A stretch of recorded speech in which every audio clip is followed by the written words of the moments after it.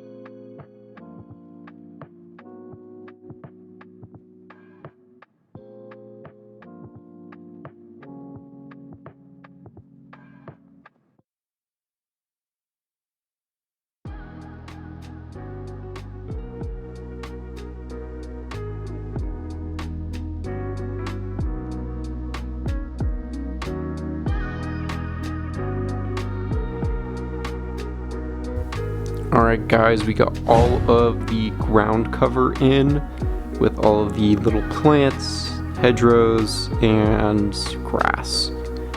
This isn't what I originally had intended, but it is what we have to work with for the show-ready kind of display piece. But we will eventually be coming back and redoing this. But this is just how I think it'll look really good as is, but it's a good holdover in the meantime.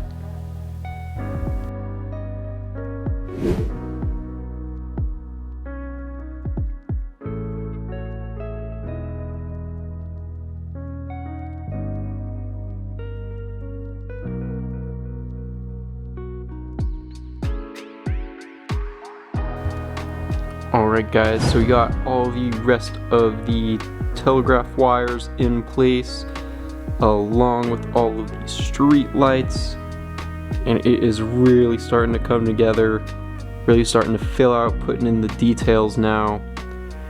And also went through and changed this roof color to dark red now, because I saw a lot of the comments were pointing towards dark red. And when I asked some friends and family on their opinions, they also agreed dark red does fit a little bit better with the tone of the build. And then over here, came in and finally finished up this roof section over here, getting the top bit tiled off with some chimneys and putting in some flex hose as that trimming between the panels. And then I also got some parts in the mail to make some new tanks. I'm going to build those real quick, give them some modifications, and we'll come right back and check them out. Alright guys, so I built up these new tanks for the MOC out of some suggestions from the comments. I want to say a huge thank you first and foremost to the designer of all three of these tanks, which is ARM or panzerbricklabs on Instagram. He's been a great inspiration for building this MOC, just with his vehicle designs being so perfect and accurate. And he started selling kits of his models, so I will have both his Instagram and his website down in the description below, so make sure to go check him out. But first up, we are going to have this panther here. I slightly modified the camouflage just to set it apart a little bit. I'm waiting on some decals that I had ordered in from Poland, but those will be coming in here soon. Really like the angles on this, so perfect. The building techniques are really incredible, and I especially love the shaping on the turret. It's so clean, the gaps so minimal. The tracks do in fact roll, turns 360. I also swapped it out for a printed TMC viewport tile right there. Next up is going to be a second panther. The reason I switched around the camos was to set these two apart a little bit. It's mostly just up in the upper hull and the turret area, as I didn't want to go back and do all of that technical work where it's a lot of the structure of the tank.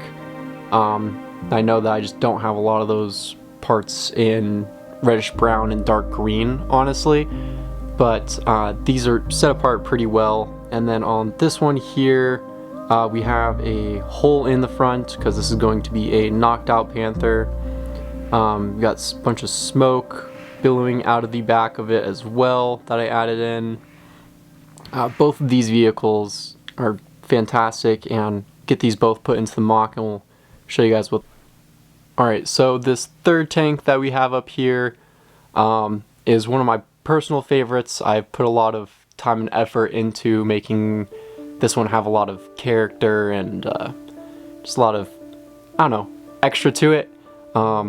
This is the Churchill Mark 7 that I've added a bunch of fuel cans, baggage, extra gear, helmets, sandbags lining around the turret and on the front over here. I've got a couple of printed tiles as well, sticker crates from Brickmania, and then I also went and added in these custom cut antennas for the back here as well. One thing I really like doing is adding in these rolled up minifigure capes that I just bind together with a Lego rubber band that I just double back over on itself, winding that just a little bit tight and just snugging those like up against something like a bar or a bucket handle, something thin to just fit in between the rubber band and that cloth piece. Also went and added in some cables here on the side, and then going all the way around to the front. Got that view as well with those sandbags, and then the tracks also do move on this one, and the turret is a little bit harder to move just because of the details I've added. So if I want to position the turret, I have to physically lift it off, reposition, move it down, and it should fit into place. And I've already kind of tested out that and gotten a few different angles, so it does have still some posability to it even with all of this extra stuff added. So let's get these added into the mock and take a look what they, well, look like. So we got the tanks all set up into place now. I've decided to put the Churchill going through the wheat field instead of the Firefly, which I've put a little bit further back to be more of a long-range support. Then we got that burnt out Panther right here who fits so perfectly into the little spot in the field that I burnt out, well, had built burnt out for it. And then that second Panther is hiding back in the streets, looking for its next target, which is this Churchill as well. You can really start to see the story of the build come together a little bit more here, with kind of like the lines being where the British are right here and the Germans defending back here. But yeah, I think that's where I'm going to call this episode. I want to say thank you guys so much again for watching. Make sure to like, comment, subscribe, and share the video if you really enjoyed it. And a special thanks to Arm, so make sure to go check out his website and his Instagram down below and go to support him as well. With that being said, see you guys in the next one, and bye.